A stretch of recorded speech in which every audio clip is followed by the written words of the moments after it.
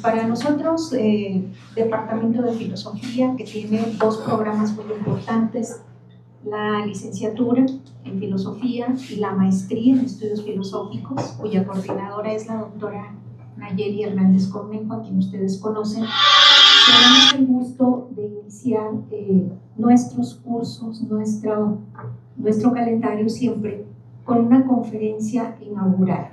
Y en este caso es para mí un gusto muy grande que quien dé esta cátedra inaugural, esta conferencia inaugural, sea el doctor Paris González Aguirre, quien actualmente pues está haciendo su estancia postdoctoral con nuestro programa, aportando muchísimos elementos que nos enriquecen y también trabajando, como ustedes saben, desde la docencia, la investigación, la difusión, la dirección de tesis, las lectorías y todo lo que implica el trabajo académico. Entonces, para mí es un gran gusto que haya aceptado este trabajo tan importante que es el de inaugurar nuestro calendario, nuestro curso, ¿verdad?, con su cátedra, con su conferencia. Entonces, también un gusto el que la doctora Nayeli y su servidora nos hayamos coordinado. A mí me hubiese gustado que hubiesen estado más estudiantes de la licenciatura. Levante su mano, ¿quiénes son de la licenciatura? Bueno, pues poquitos, pero está bien porque es importante que conozcan que en su departamento también hay un programa de posgrado, donde ustedes quizás cuando cubran sus créditos y se titulen podrán ser aspirantes a este programa, que es uno de los programas más importantes de filosofía que tenemos, no solamente en el departamento, sino en la región centro-occidente. Y nos da mucho gusto esto, porque ha sido producto de grandes esfuerzos.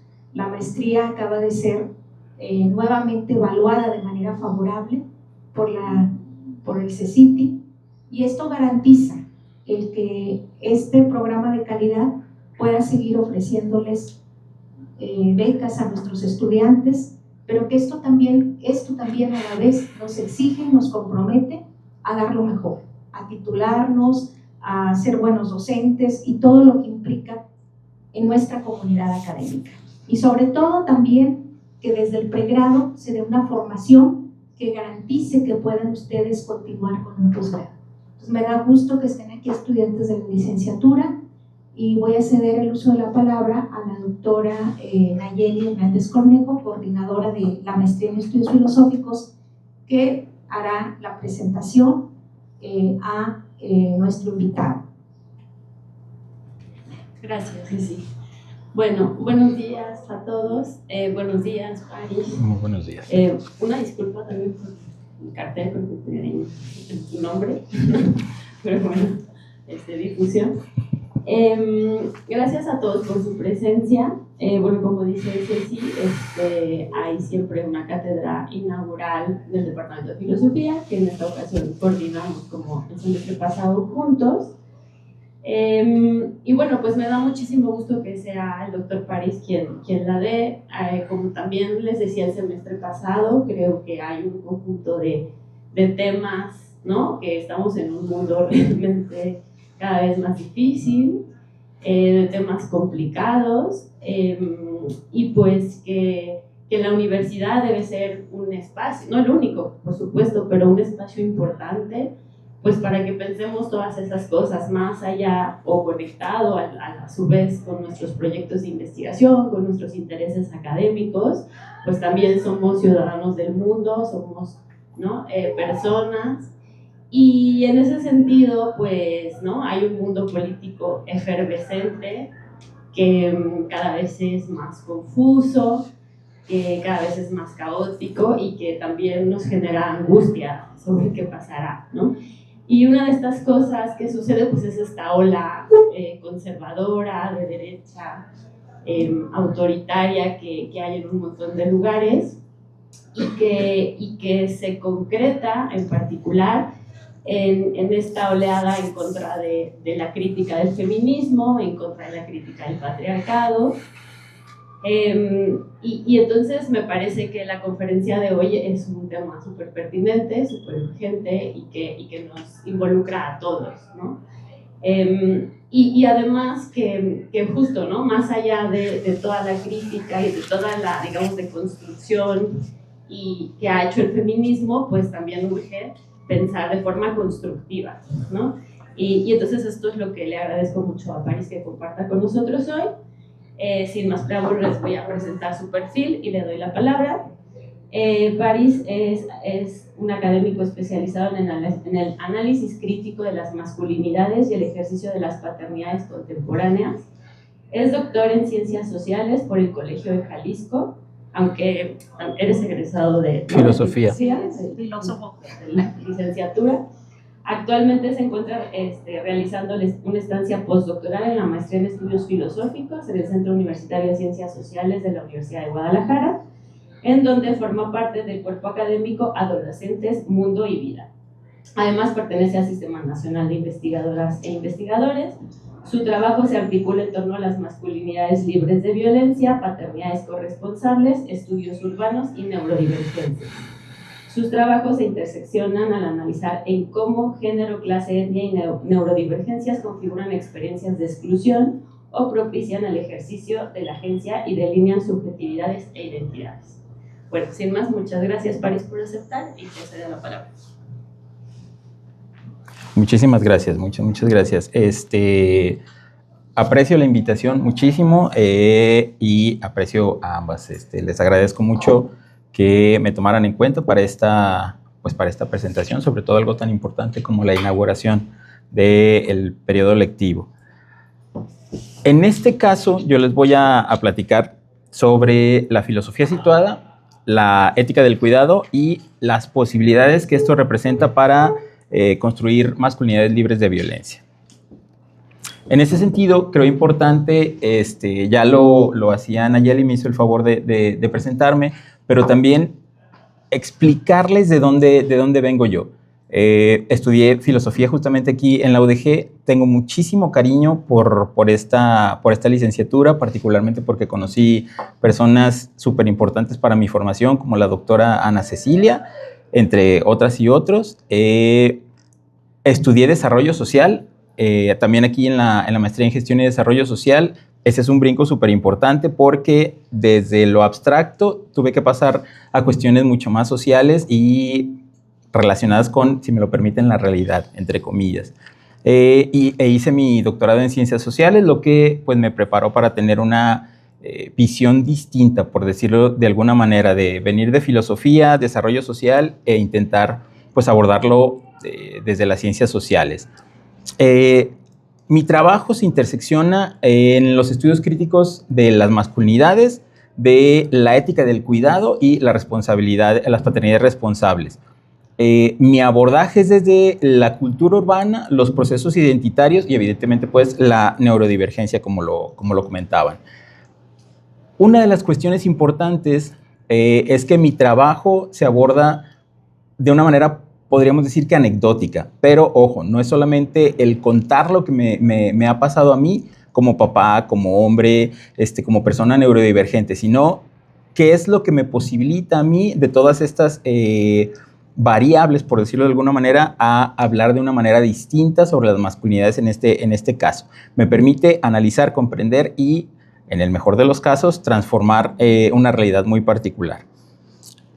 La filosofía situada, o lo que se sugiere como filosofía situada, tiene que ver con experiencias de vida, sí, con experiencias de vida, pero también con la importancia o la injerencia que han tenido los feminismos en esta construcción de masculinidades diferentes o masculinidades emergentes, porque evidentemente pues, tienen una incidencia particular e importante. También de algo similar a la teoría crítica que tiene que ver con Ansaldúa, de lo chicano, lo cultural, de las formas urbanas en las que se comienza a producir identidad. También de la fenomenología, porque considero importante hablar de mis experiencias, pero no solamente, insisto, como anécdotas, sino como una forma de abordar una realidad particular. y pues lo que se aboga es por las epistemologías del sur. Conocimientos que ya no estén enmarcados exclusivamente en Europa, ni en los hombres blancos, heterosexuales, etcétera, sino otras formas de ver la realidad. Al contrario de la filosofía tradicional que, grosso modo y caricaturizándolo, tiene que ver con buscar la verdad con mayúscula y el conocimiento puro con mayúscula también. Y que parte del supuesto de que existe un sujeto cognoscente que ve la realidad desde ningún lado y solo hay un punto de vista que es completamente objetivo. Estas son las dos formas en las que tradicionalmente se ha abordado la realidad. Ya lo decíamos, la diferencia entre filosofía situada y filosofía tradicional es justamente que la segunda aboga por la objetividad y verdades universales, y el sujeto cognoscente es abstracto y, pues, como lo decíamos, busca el conocimiento puro. En el caso de la filosofía situada, sugiere que todos los pensamientos, todos los temas de estudio, todas las posiciones que nosotros tenemos respecto al conocimiento emergen de un lugar. En mi caso particular, pues tiene que ver con las cuestiones urbanas.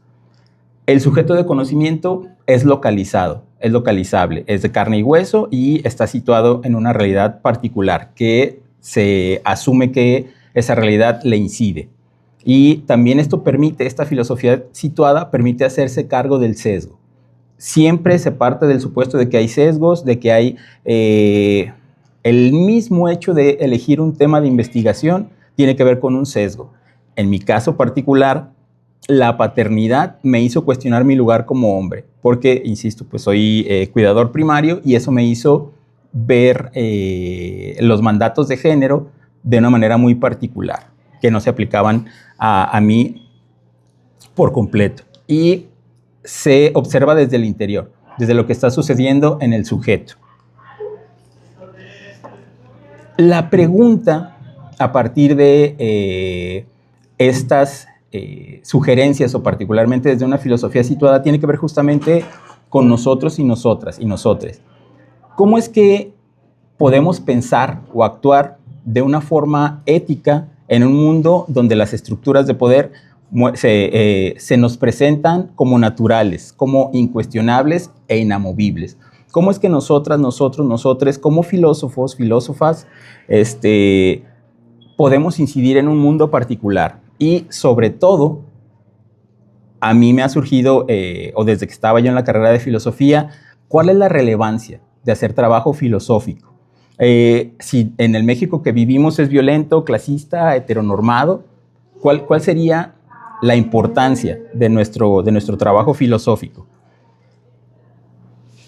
Aquí tenemos dos cosas que están en íntima relación, o dos posturas que están en íntima relación con el programa de filosofía. Primero, la ética. En el caso particular de mi trabajo, la ética funciona como un marco normativo que articula las relaciones sociales. En particular, lo que me interesa de estas relaciones sociales bajo el marco de la ética es cómo es que los hombres pueden ser cuidadores de otros hombres y cómo hay una corresponsabilidad justamente con estos otros hombres. Lo que me interesa son las relaciones de los hombres con los hombres, no en un sentido romántico, sino filial. Además, la cuestión de la filosofía política me posibilita a mí para hacer un análisis crítico de la masculinidad, particularmente como una estructura o como un orden hegemónico, que evidentemente pues, nos oprime también tanto a los hombres. Ojo, yo no puedo hablar de feminismos porque es un campo que no me es ajeno, pero en definitiva yo solamente puedo hablar desde de los estudios críticos de masculinidad porque pues, soy un hombre y todo eso me atraviesa.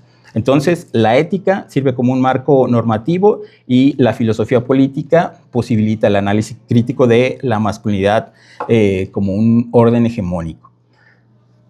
Es importante que mencionemos que la masculinidad es un constructo social y político. ¿A qué nos remite esto?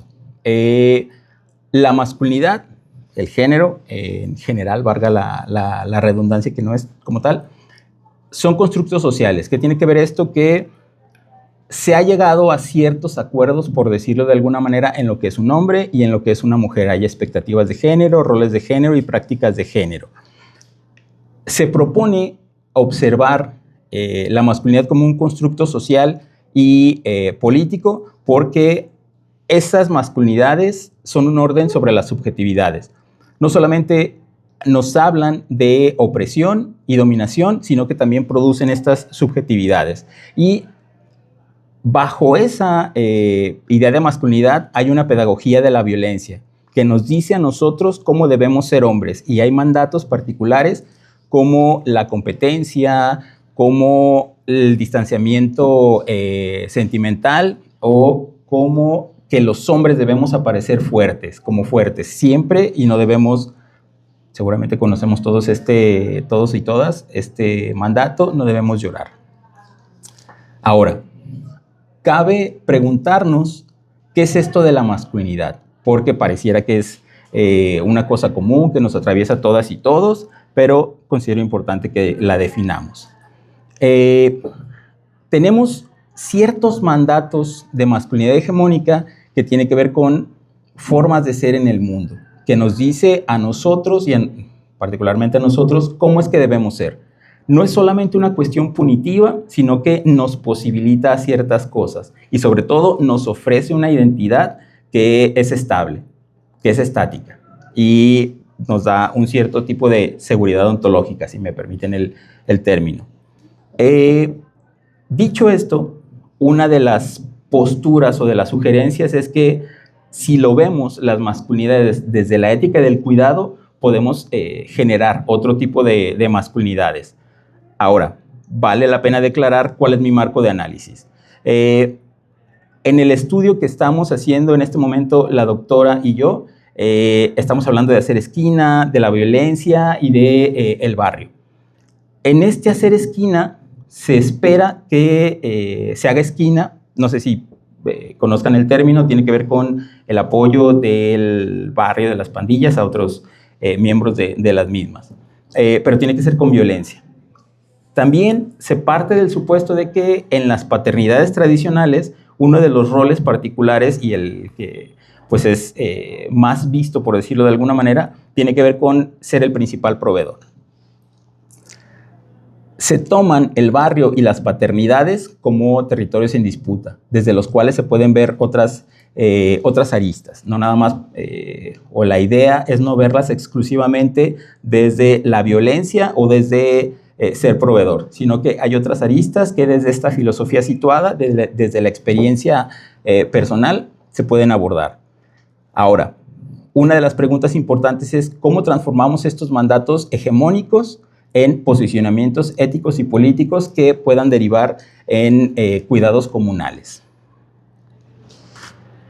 La importancia, o una de las sugerencias que se hace, es que esta frase de Nietzsche es muy productiva. ¿Por qué? Porque nos dice que debemos destruir para construir. ¿En qué sentido? No podemos construir algo novedoso sobre los cimientos de algo tradicional, por decirlo de alguna manera. Es necesario destruir las cosas desde sus cimientos para poder generar cuestiones nuevas. Por eso la pregunta, destruir para construir, pero ¿qué es lo que se destruye? ¿O qué es lo que hay que destruir? Aquí se colocan temas muy particulares. Se tiene que destruir la masculinidad, el orden, la violencia, las formas en las que se ejerce la masculinidad o los privilegios que tenemos los hombres. Esas serían las líneas que se podrían seguir en el estudio crítico de las masculinidades. En este sentido, la sugerencia que se hace es que no basta con debatir sobre los privilegios que tenemos los hombres, sino que hay que cuestionar otro tipo de cosas, porque si reducimos a la crítica de los privilegios, pues solo estaríamos diciendo quién tiene privilegios y quién no. Entre más cercano estemos del ideal anglosajón, el hombre blanco, con una posición social específica, cisgénero, etcétera, etcétera, pues nosotros, como en mi caso, hombres barrializados, morenos, neurodivergentes, nos alejamos de esa de ese ideal y somos más oprimidos. Y si nos quedamos en ese lugar, pues la cuestión no produce. En el caso particular del trabajo que estamos realizando es cuestionar la violencia inherente a nuestras prácticas, a nuestras prácticas como hombres. En particular, el hacer esquina y el ejercicio de las paternidades tradicionales. ¿Por qué el hacer esquina? Porque, a diferencia de lo que dice Sayek Valencia, no estamos viendo a los hombres barrializados que ejercen violencia como monstruos, sino que debajo de eso hay un reconocimiento de vulnerabilidad propia y de vulnerabilidad del otro. ¿Por qué? Porque se ejercen cuidados muy particulares que, signados por la violencia, evidentemente, pueden ser distintos o pueden ser colocados en lugares diferentes. Ejercer el cuidado desde el barrio y desde las paternidades responsables son posturas éticas y políticas, concretas, situadas y localizables. ¿Por qué? Porque esto está sucediendo en la vida cotidiana. Esto está sucediendo en las prácticas que llevamos a cabo en el día a día, en nuestra relación con los hombres y con otros hombres. Lo importante es visibilizar las violencias que los hombres ejercemos con otros hombres. No solamente es cuestionar los privilegios, quién es privilegiado y quién no, sino poner en evidencia cómo es que nosotros como hombres somos violentos con otros hombres. Aquí cabe preguntarnos o cuestionarnos, ¿qué violencias ejercemos los hombres contra otros hombres? Y estas son las relaciones que importan en este trabajo. En este listado podemos nosotros encontrar ciertas violencias que ejercemos como hombres. Ponemos apodos ofensivos señalando características particulares de los cuerpos, de las actitudes, de formas de ser en el mundo. Además, partimos del supuesto de que los hombres debemos saber alburear. Quien no lo sabe, no entra o se distancia de la categoría de hombre. Está normalizado que los hombres juguemos mucho más rudo o que nuestra forma de relacionarnos sea ruda. Quien no lo hace, pues está afeminado, por decirlo de alguna manera. El hombre que no sabe manejar estándar, y eso yo lo he escuchado en algunos conocidos y amigos, pues es una amiga más. Si no sabes manejar estándar, pues eres una mujer. No es que yo lo esté diciendo como París González Aguirre, sino que personas a las que yo he entrevistado, con las que he trabajado, es lo que mencionan. Una de las constantes es que debe demostrarse la hombría. Y hay varias teóricas y teóricos que señalan eso, que la masculinidad es un acto reiterativo que nosotros como hombres debemos estar mostrando en todo momento. Si salimos a la calle y nos encontramos, pensemos en un ejemplo banal, nos encontramos a un hombre en la banqueta y la banqueta es muy pequeña, uno de los dos se debe quitar y el que se quita pierde.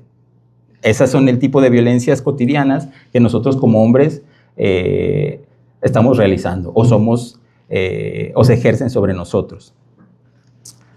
Algunos de los informantes declararon que el hecho de que los hombres ejerzan cuidados estéticos sobre sí les hace menos hombres. Y la postura clásica, o la que buena parte de nosotras y nosotros conocemos, es que los hombres debemos ser fuertes, feos y formales. Lo cual pues dista mucho de la realidad, ¿no? Porque pues a muchos de nosotros nos gusta bañarnos, nos gusta peinarnos, etc. Y ser bonitos. Y si lo llevamos al extremo de estas mitos masculinos, nos gusta, perdón lo escatológico, pero limpiarnos la cola. Sí, porque hay un trend que dice que nosotros los hombres no nos limpiamos porque pues eso es de homosexuales. Entonces, y el meollo del asunto, ¿cómo es que esto que estamos nosotros platicando, la filosofía situada, la ética del cuidado, observar la violencia en el barrio y signarla de otra forma o buscar otras, ¿cómo decirlo?, lo que hay debajo de esa violencia que en última instancia pues está cuidando, son procesos de cuidado y que si se ejerce desde la ternura radical, podemos observar otro tipo de construcción de masculinidades. ¿Cómo es que esto posibilita entonces la construcción de masculinidades libres de violencia? Si vamos más allá, insisto, de la crítica de los privilegios, de quién es privilegiado y quién no, cuáles son los hombres que están más oprimidos o cuáles son los hombres que son menos oprimidos, insisto, no puedo hablar de las opresiones que, de las que son o que se ejercen sobre las mujeres, porque en este momento estoy centrado en los estudios de los hombres, porque pues es bastante necesario que nosotros como hombres nos organicemos, que tengamos voz en la construcción de nuestras masculinidades.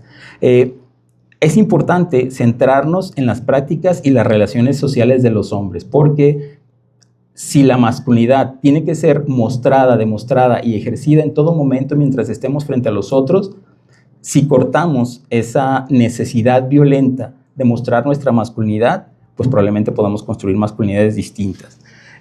La intención, al dar cuenta de que en el barrio hay procesos de cuidado que se ejercen desde una ternura radical, que parten del supuesto de que uno es vulnerable y que el otro también es vulnerable, porque de otra manera pues no sería necesario hacer esquina o no sería necesario respaldar al otro, y se busca entonces, en el mejor de los casos, abolir esa violencia.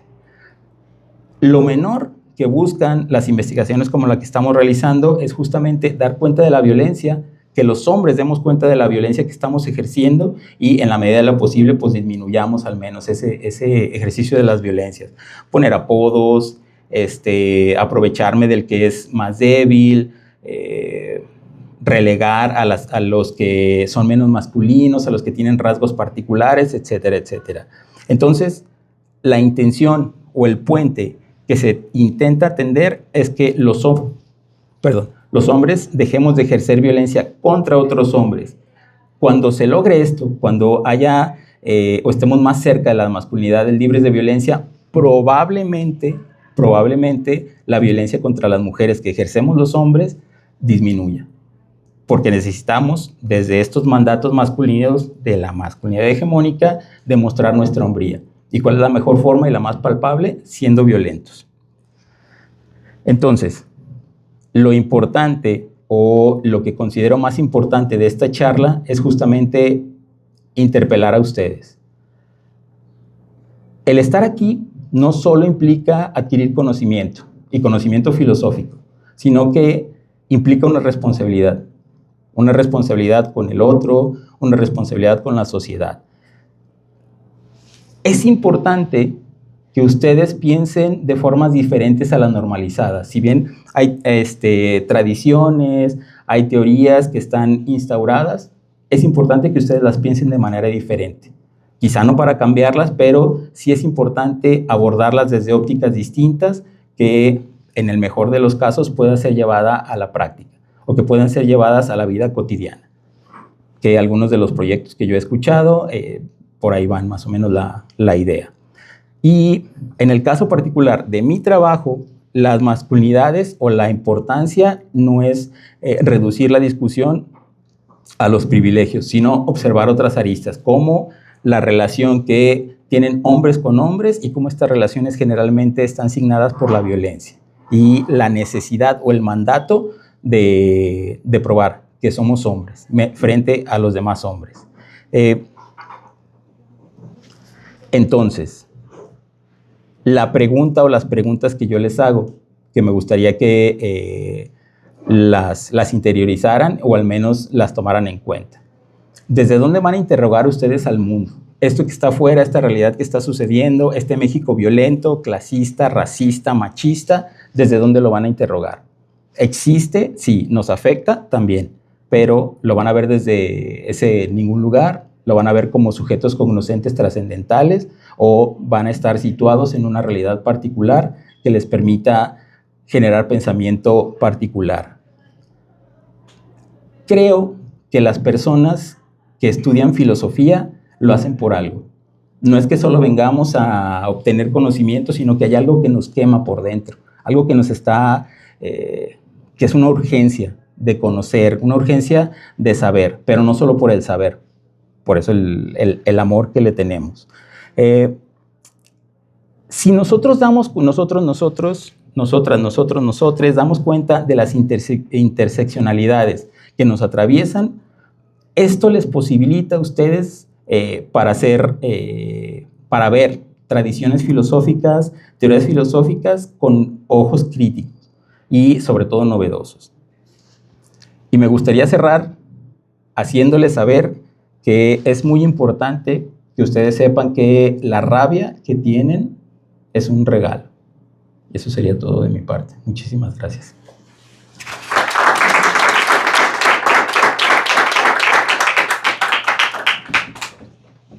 Bien, muchísimas gracias, París. Pues entonces vamos a hacer una pequeña ronda de preguntas, de diálogo, para nosotros profundizar en puntos, en dudas. Y ahí se animaría. Vemos muchos hombres. Y la intención fue interpelar, como dijo Pablo. Justamente.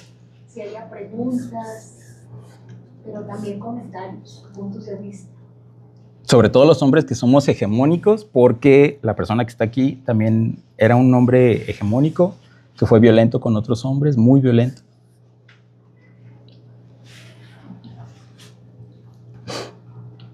Pues nos dejaste así. Bueno, yo sí tengo una pregunta, Paris. Por favor, doctora. Bueno, en primer lugar, yo quiero felicitarte. Gracias, doctora. Este trabajo, esta ponencia, esta conferencia que inaugura nuestro ciclo y que me parece importante porque hay un elemento que tú planteas que es qué nos mueve a estar en el campo de la filosofía y cómo esto también nos permite transformarnos, replantearnos, asumir la filosofía del martillo a la que tú aludes cuando citas a Nietzsche, ¿verdad? Para construir hay que destruir. Y a mí me parece eso muy importante. Sin embargo, en estos lenguajes, en esta aparición de nuevos conceptos, o no sé si nombrar los conceptos, nociones o ideas, hablas de masculinidades emergentes. Y también aparece el término de nuevas masculinidades, sobre el cual se han escrito cosas, ¿verdad? Son términos que han aparecido y donde tú señalas que de alguna manera también el papel de los feminismos ha sido importante en estas emergencias. Sí me gustaría, porque en una ocasión escuché que tú criticabas el concepto de nuevas masculinidades, me gustaría oír tu punto de vista al respecto. ¿Cómo nombrar esto que está de alguna manera surgiendo? Pero surgiendo en un sentido de que se está dando, de que no es algo determinado, es un dándose, ¿verdad? Y en este sentido, pues, escuchar tu punto de vista sobre estas concepciones o nociones o ideas que aparecen en los discursos, nuevas masculinidades, masculinidades emergentes, críticas, etcétera, y cómo establecer también diferencias que nos permitan asumir una posición. Gracias. Muchas gracias. Muchísimas gracias, doctora. Muchas gracias. Desde el hecho de mencionarlas como masculinidades libres de violencia es una postura política. La crítica que estamos intentando gestar justamente las nuevas masculinidades es que en buena medida son una cuestión estética. Cada que me ha tocado dar talleres sobre masculinidades, cuando hablo de nuevas masculinidades, buena parte de los hombres es, ay, esa cosa, porque no ofrecen nada. Sí ofrecen ciertas cosas, pues, pero el sentido común nos dice que no ofrecen nada, que las nuevas masculinidades lo que permiten es llorar. Nos permite a nosotros llorar. Estas nuevas masculinidades nos permiten estar en contacto con nuestros sentimientos. Nos permiten podernos pintar las uñas. Nos permiten usar falda. Nos permiten escuchar música que desde ciertos lugares podrían ser música de mujeres. Nos permiten abrazar nuestro dolor, nos permiten estar en contacto con nuestro niño interior, nos permiten usar color rosa, cosas que están, ¿cómo decirlo?, ligadas a la idea de feminidad, nos permiten ocupar ese lugar. Sin embargo, si lo pensamos detenidamente, estas nuevas masculinidades ofrecen muy poco. Insisto, desde el sentido común, las nuevas masculinidades evidentemente pues ponen en entredicho nuestra primacía como seres racionales, mientras las mujeres son pasionales enteramente. Sí, exactamente, sí permiten ciertas cosas o son productivas, pero son el puente a algo más. Estas masculinidades emergentes, masculinidades sensibles, masculinidades no normativas. Hay un crisol súper importante. En el caso particular del trabajo que estamos realizando, se aboga a las masculinidades no violentas, insisto, como una postura ética y política, porque asume o parte del supuesto de que si la violencia que ejercemos hacia otros hombres disminuye o es abolida, probablemente nuestra relación sea, no sé si cordial, pero solidaria entre nosotros, porque si me permiten un ejemplo, este prejuicio tradicional de que el hombre que tiene más experiencias sexuales es mucho más hombre, esto es una relación de poder entre quien tiene más parejas sexuales y quien tiene menos, pues está relegado a una masculinidad marginal, ¿no? Y desde este mandato masculino de la hipersexualidad masculina, quienes tienen estas parejas o tienen una disposición completa, momentánea, no momentánea, más bien continua al sexo, pues son más hombres. Y se espera que nosotros, como hombres, estemos siempre dispuestos. Siempre, siempre, siempre dispuestos. Y no sucede así. El aceptar que una persona que tiene muchas parejas sexuales no cambia absolutamente nada, dejamos de ocupar este lugar de poder y, en el mejor de los casos, sería mucho más horizontal nuestra relación. Y así muchas de las prácticas cotidianas violentas que tenemos hacia otros hombres. El hecho de porque alguien se vea más femenino o cuide su piel o se bañe, se distancia de la idea de masculinidad, de que no haya cuidado, que los hombres debemos abandonarnos nuestra salud en pro de la familia, etcétera, etcétera. A lo que se aboga, o la distinción o el desmarcaje que se hace político y ético, es que estas nuevas masculinidades, en caricaturizándolas, son más bien estéticas o que permiten ciertas prácticas que no estaban permitidas para los hombres. Ahora se puede abrazar a los hijos, abrazar a las hijas, se puede llorar, se puede decir que a mí me gusta, no sé qué música vaya ahorita, pero Rocío Dúrcal, por ejemplo, que sí me gusta mucho. Sí, por ejemplo.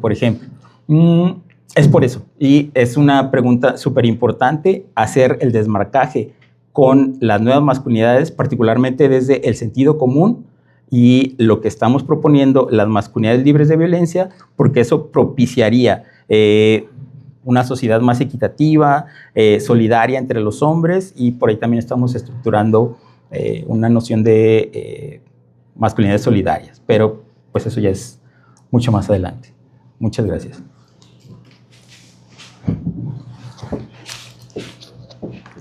Buenos días.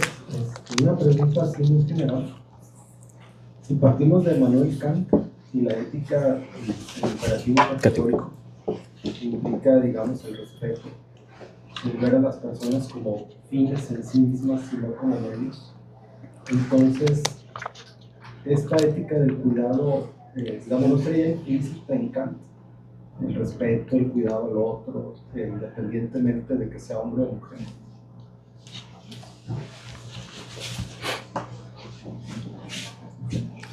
Muchas gracias. No puedo dejar de mencionarles que Alejandro Fuerte y la doctora Ana Cecilia, sin saberlo, fueron mis mentores en la en la licenciatura, son de las personas que más admiro, y de verdad aprecio mucho el conocimiento que compartieron. Sí, completamente de acuerdo.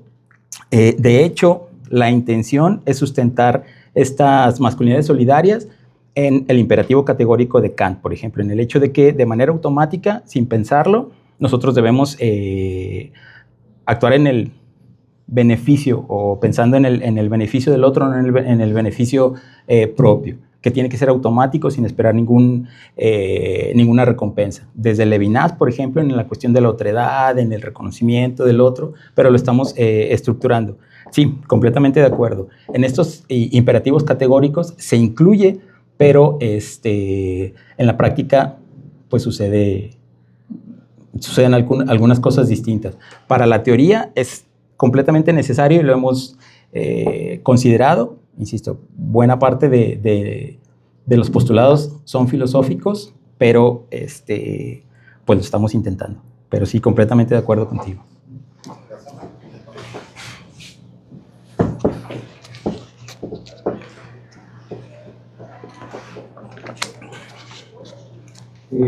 ¿Lo escucho?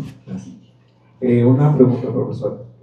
¿Desde dónde se posiciona como investigador situado para construir el correlato metodología y objeto-sujeto de estudio para pensar diferentes formas a las normalizadas, teniendo en cuenta la tradición filosófica?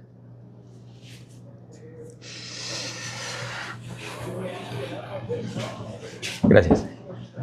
Les comentaba que mi lugar de enunciación es súper importante, particularmente del hecho de haber sido un hombre violento, muy, muy violento y sobre todo, insisto, con otros hombres. El hecho, bueno, no les puedo contar, pero se ejercieron varias violencias sobre mí, pedradas y todo eso, pues, que sucede en el barrio, ¿no? Ese es mi lugar de enunciación y por eso la mención a la anécdota, porque el hecho de estar inmerso en un campo como el barrio me permite de manera inmanente hablar del barrio. No es que yo vaya y exotice a las personas, sino yo sé qué es lo que está pasando. Recuerdo, o me parece muy significativo, que leí una investigación de un colega, al cual aprecio mucho, que en paz descanse, Rogelio Marcial, en el que él iba y entrevistaba a ciertas personas, a ciertos crew, que son como el colectivo de personas que hacen graffiti, etc. Y él les preguntaba qué significaba el crew. Y yo conozco el significado real, pero él era AFC. Y a él le dijeron, es que es arte fino callejero, cuando en realidad era traducido todo por el crimen. La honestidad que se tuvo para con el investigador era justamente esperando, o más bien partían del supuesto de lo que esperaba el investigador y no hacer saber cuáles eran las prácticas que se llevaban, porque tenían la certeza de que esto lo iba a leer alguien más. Pero si desde dentro se interrogan estas cuestiones, no van a decir los pertenecientes a un grupo particular que sus prácticas no tenían que ver con el crimen, no que era arte como tal, sino la intención de destruir, por ejemplo, porque había un crew en particular que decía que lo único que querían era destruir, que lo que fuera. Ese es mi posicionamiento metodológico, si bien parece anecdótico. ¿Y cuál es la relación que tiene con la tradición filosófica? Pues ya lo comentaba fuerte. Desde posicionamientos éticos, como Kant, por ejemplo, pasando por Husserl, por ejemplo, a la hora de hablar de los mundos de vida, del horizonte explicativo, de Levinas, en el sentido del reconocimiento del otro, pero sobre todo creo que es importante mencionar que se diluye, al menos en nuestro trabajo, se diluye la cuestión filosófica, porque no estamos observando desde una postura particular filosófica, sino desde las ciencias sociales en general, desde la ética, desde la filosofía, desde la sociología, porque la forma en la que la abordamos parte de muchos métodos. Entrevistas a profundidad, investigación, acción participativa, sí, grupos de discusión, como lo hemos realizado con la doctora. No hay una sola forma o una sola línea de abordarlo, sino que la complejidad de los asuntos que estamos observando requieren explicarlo desde otras líneas o desde otros nichos que no se especifiquen en un lugar como la sociología, que explica cómo es que se mantiene el orden, por ejemplo. ¿Sí le contesté?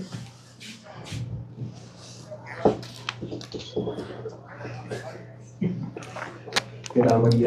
Buen día. Mi pregunta va más enfocada un poco a la conclusión que ahora das con esa frase de el enojo es un regalo. Continuamente he pensado que por toda la opresión dada por el género masculino, bueno, todas las idealizaciones sobre cómo debe ser una persona en torno a un perfil masculino, lo que hoy en día se está emergiendo con los movimientos feministas, los radicales que algunos pueden ser, que me sorprenden perfectamente y lo aplaudo, porque considero que una fuerza inamovible con una fuerza imparable, pues es necesaria una fuerza mucho mayor para poder generar un movimiento, ¿no? Creo que la generación de este término de nuevas masculinidades está muy corto a lo que nos pueden enseñar los movimientos feministas, todo lo que sienten las personas, bueno, en este caso las mujeres, en torno a esta opresión. Esta frase de tu enojo es un regalo, ¿va dirigido a quién? Con eso esa es mi pregunta.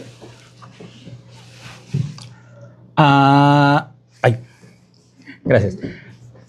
Primero que nada, creo que es importantísimo mencionar que vamos al menos 30 años atrasados de los feminismos, en los estudios de los hombres. En este caso particular hay dos sujetos a los que se dirige esta frase de Isaac de la Rocha, de Rage Against the Machine. Primero, a los hombres. Si las mujeres que participaron y van a participar en los feminismos no estuvieran al menos enojadas, difícilmente hubiera cambios. Considero necesario señalar que de no haber algo que te queme, algo que te haga enojar o que, no puedo decir la palabra, pero que te haga, más allá del coraje y del enojo, que te indigne, efectivamente, que te indigne de una manera tal que no sé si te haga ir a la calle y manifestarte contra las estructuras opresoras, etcétera, etcétera, pero sí al menos que te haga cuestionarte cosas. Eso por un lado, ¿no? A los hombres considero que el coraje que tenemos, el hecho de que yo tenga que trabajar 12 horas, que no es mi caso, pues, pero que yo tenga que trabajar 12 horas para que un tipo de 15 años se compre una casa nueva y que en realidad yo tenga que pagar 12,000 pesos de renta y que pues le esté rascando ahí cada mes, a mí me da mucho coraje y eso me prende, me enerva. Eso me va a llevar a algo. ¿A qué? No lo sé. Pero, ¿cómo decirlo? No contener, sino desplegar esta rabia de manera focalizada, particular, en el caso del barrio, por ejemplo, en la protección, podría derivar en otras tantas cosas. Y ojo, estoy diciendo de la rabia, no de la violencia ni de la agresión, sino de la rabia, eso que como seres humanos tenemos y como seres humanos animales, pues. Y el otro sujeto son ustedes que están aquí. Considero en mi carrera como docente he recibido muchas sorpresas, muchas sorpresas, tanto críticas hacia mí, hacia mi labor docente, como las posibilidades que los alumnos, las alumnas y les alumnes han presentado para cambiar cosas que son súper importantes y que podrían simbrar las propias estructuras académicas. Y eso me parece súper importante y que no abandonar esa rabia, sino traducirla en acciones, me parece muy importante. Justamente a esos dos sujetos va esta invitación. Bueno, igual mientras alguien más anima, yo tengo también un par de preguntas. Una es, a ver, yo como que noto que hay una cierta, ¿no? En esta idea de las nuevas masculinidades o pensar, ¿no? La violencia en la construcción de la masculinidad, o sea, en general como al discurso que pone en duda cómo se construye, como más una cierta resistencia, ¿no? Quizá también está relacionada con generaciones, pero más o menos general. Y siento que está como conectado con el hecho de que la idea social de la que nos hemos apropiado es que el patriarcado, lo cual, o sea, el patriarcado, digamos, ha sido estructuralmente opresor para las mujeres y a los hombres los ha dejado en ventaja, ¿no? Como que ese es el imaginario. Y bueno, más allá de la opresión sí estructural de las mujeres, ¿no? Y que ya que se está trabajando y que ya está bastante, como tú decías, ¿no? Desarrollado, pues siento que falta como ¿no? Como que se interiorice y que nos apropiemos de la idea de que también es súper opresora para los hombres, ¿no? Entonces, ahorita hablabas de varios códigos de violencia, como que varios yo ni, o sea, lo de la banqueta, por ni idea, ¿no? Desde la esquina. Ajá, ¿no? Sí, la esquina. No, o sea, lo de que si bajas o no bajas, ¿no? Esto, o sea, y me acuerdo y entonces como que eso, o sea, también hay una demanda, si bien, ¿no? En las mujeres está ya muy denunciado como esta demanda de la juventud, de la estética, ¿no? Del trabajo, de ser, ¿no? En los hombres hay otro conjunto, no quiero comparar nada, pero hay otro conjunto de exigencias y de expectativas agotadoras también, ¿no? O sea, esto de ser el proveedor y no solo hazte cargo de ti, sino, ¿no? Si te quieres casar y quieres ser padre, tú tienes que ser el proveedor.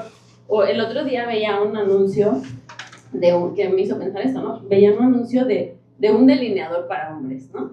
Yo no sé si lo vieron, pero es un anuncio de un delineador para hombres, pero el anuncio es como toda una infraestructura de guerra, sí. y lo visten de militar y lo maquillan así, ¿no? Y todo pues o sea, entonces yo soy un delineador, ¿no? O sea, y entonces piensas en eso, ¿no? En qué, o sea, ¿no? Como para anunciar un delineador no lo puedes anunciar nada más así, sino tienes que decir que es una cosa muy masculina, en este sentido rudo, violento, ajá. Entonces es una demanda constante que a mí también me parece agotadora, ¿no? O sea, que yo como mujer digo, ¿no? Qué flojera estar teniendo que estar reafirmando todo eso en cada gesto tan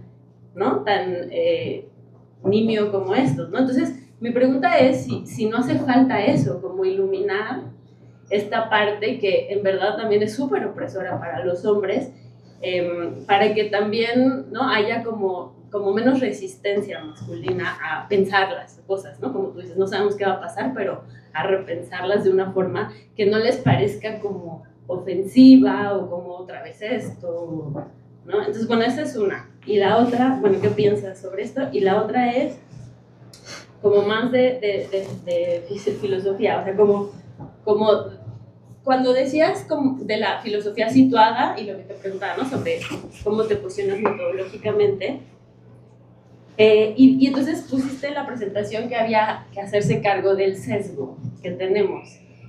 Y a mí me sigue sorprendiendo, yo soy un poco activista en contra de este término, me sigue pareciendo raro y desconcertante que todas estas epistemologías, que se llaman epistemologías contemporáneas, que tampoco me gusta que se llamen epistemologías, pero no importa, ajá, del sur, feministas, de colonia, o sea, todos estos planteamientos, me sorprende que todas hablan de eso, de hacerse cargo del sesgo, porque sesgo es una distorsión, y entonces asume que algo es falso, o que algo está mal visto, o que algo no es objetivo. Entonces, lo que yo creo es que, o sea, si uno, ¿no? Como que se apropia de la crítica que se ha hecho desde todos estos lugares a esta idea del conocimiento objetivo, trascendental, centrado, que no existe y que ha tenido muchos usos ideológicos, pues para mí lo que se sigue es como un pluralismo, ¿no? O sea, no tenemos ese lugar. Y solo si sigues aspirando a ese lugar, como que puedes asumir que tú estás en un lugar. Porque me da la impresión de que entonces uno tiene que asumir que uno, como todos estamos situados. Los físicos también, los científicos también, los europeos también. Entonces, en realidad, no hay ese punto de vista no sesgado, ¿no? Entonces, como que, bueno, quería saber qué opinas de esto y que creo que más bien, pues, debería haber un pluralismo de distintos puntos de vista. Híjole, a ver si te puedo contestar. Primero, sí hay resistencia y espero que buena parte de los hombres aquí estén diciendo, no manches, otra vez. Espero, de verdad, espero de todo corazón que los hombres cisgénero estén diciendo, ya, güey. Digo, ya, profesor. Lo espero, porque el hecho de ofrecer cosas distintas a una identidad estable que nos dice cómo debemos ser, que hay ciertos items, no sé cuál sea la palabra correcta, pero sí hay ciertas cosas que en la medida en la que nosotros hagamos este checklist, somos hombres. Soy proveedor, si alguien me ve en la calle feo, pues voy a actuar de manera agresiva o violenta, etcétera, etcétera. Eso nos da ciertas certezas, pero si llego yo y le digo a una persona, ¿pero qué me ofreces aparte de salir de esta masculinidad hegemónica? Pues nada, no sé. O sea, no sé qué te puedo ofrecer, porque en realidad, sí, no sé, la verdad no sé. Sí hay resistencias y particularmente creo que en el trabajo que estamos realizando, particularmente en el barrio, y hacerles saber, o que al menos den cuenta de que detrás de esta violencia hay procesos de cuidado que tiene que ver con la vulnerabilidad y la vulnerabilidad de los otros. Recuerdo que cuando les estaba mostrando lo que hacía, que decía masculinidad, y uno de los compas me dijo, no, güey, o sea, a mí eso no me metas, yo no quiero esas cosas del género y que los helicópteros, sino a mí no, en eso no me metas, güey, a mí en eso no, la neta no me late. Cuando ni siquiera sabía de lo que estaba hablando. Sí, o sea, y el prejuicio de mover estas estructuras, sí, hay mucha reticencia, pero creo que sería muy productivo, al menos, insisto, en lo que estoy realizando, hacerles saber a estas personas que son violentas, que se les exige ser violentas, que como tú lo mencionas, se exige demostrar la hombría siempre. Sí, aquí nosotros estamos en situaciones de poder, estamos mostrando nuestra masculinidad, etcétera, de diferentes formas en este momento, pero no ofrecerles nada, o sea, siempre va a haber reticencia, y sobre todo porque ahorita hay una presión social de que los hombres cambiemos. Necesitamos cambiar, necesitamos darnos cuenta de que somos opresores, etcétera, etcétera, que sí es cierto, o sea, sí es cierto. Creo, sin temor a equivocarme, que todos los hombres que estamos aquí hemos sido al menos una vez violentos contra una mujer. Creo, ojalá y me equivoque con todas y con todos, pero el hecho de sugerir cosas nuevas sin, como lo mencionas tú, aproximarte para que no se ofendan y no crucen los brazos, es difícil, pero creo que sí hay formas en las que se demuestre que no es necesario, o que buena parte de sus prácticas de los hombres en realidad ya contienen cosas novedosas que se han llevado a cabo a lo largo de los años, tradicional o no sé, pero que incluso en esas prácticas que han sido violentas podemos encontrar algo más. En el sentido de esta cuestión de la objetividad y de hacerse cargo del sesgo, a mí me parece muy importante, estoy completamente de acuerdo contigo, pero en particular sobre lo que estoy haciendo respecto al barrio, a los CRUs, a los procesos de cuidado, me parece muy importante hacerme cargo del sesgo, porque si no digo o no me doy cuenta de que yo romantizo esta cuestión del barrio, porque no, o sea, no es solo que te haga falta barrio, sino que el barrio te cuida, estar en el barrio te posiciona en un lugar diferente, saber que si vas a un lugar y te golpean, sabes que alguien va pues a ir y que va a haber consecuencias específicas. Eso está súper chido, porque te da una certeza de que a donde vayas estás respaldado. Eso te da mucha certeza y yo lo he romantizado mucho. Pero si me detengo y digo, es que, Paris, estás viéndolo desde una manera muy particular.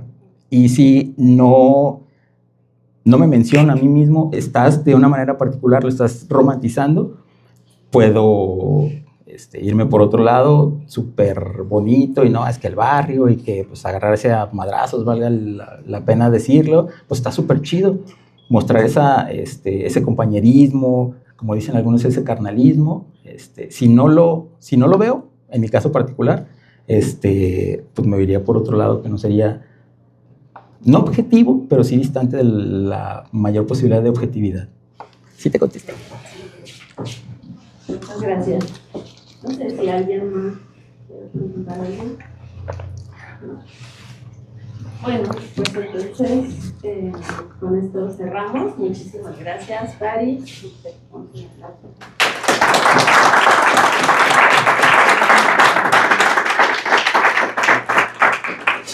Gracias a todos por su asistencia. Gracias.